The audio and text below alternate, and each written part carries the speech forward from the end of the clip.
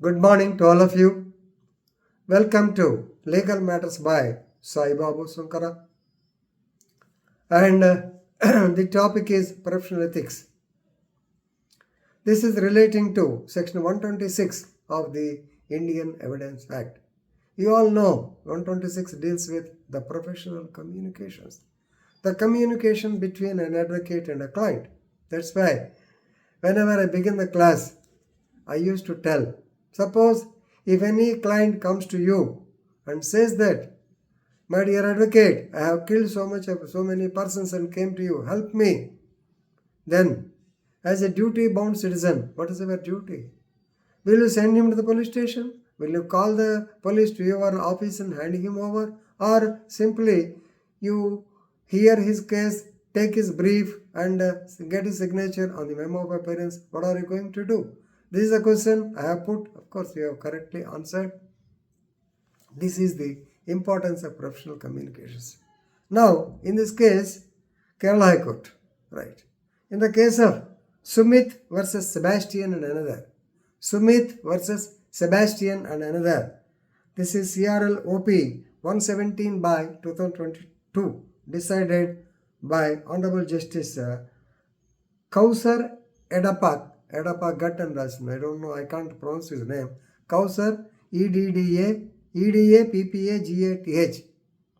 on 9th December 2024 held that summons can be given to the advocate.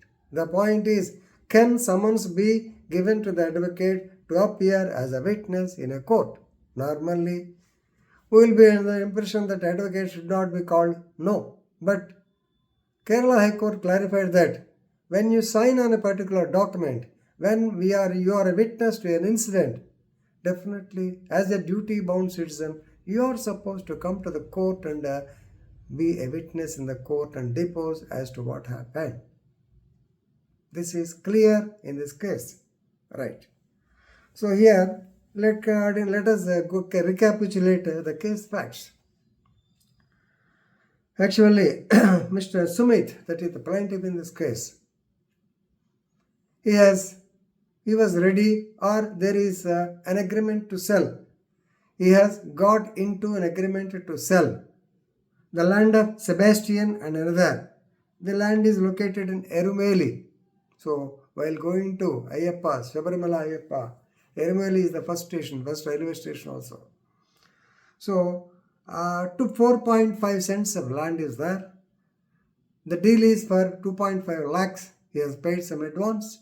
He has to pay the balance amount on particular 3 or 4 months.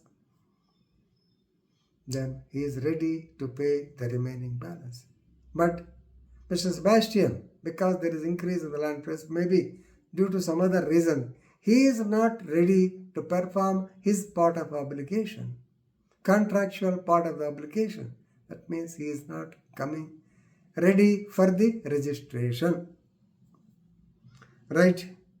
So this agreement, incidentally, the agreement of sale, incidentally, was signed by the advocate as a witness. His signature is also there.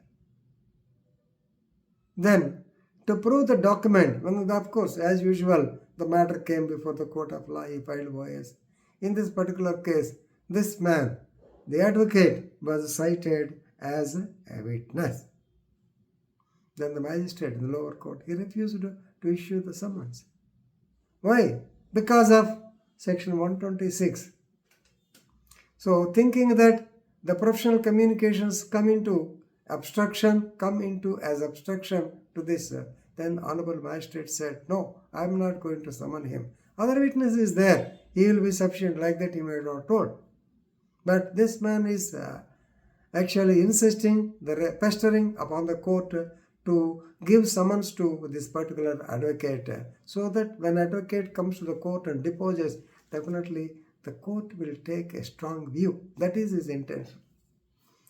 So now you are clear with the point, whether the advocate can be summoned to the court if he signed on a particular document.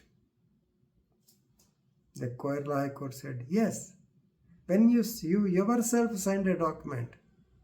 Likewise, when you yourself saw the incident, you are bound to come to the court and depose. Right? So, examination here, it is very necessary to prove the document. Since the advocate signed as a witness. Of course, it is a criminal case. It's not a criminal, directly to say, it's a private complaint, which was registered under 406 and 420 of the IPC.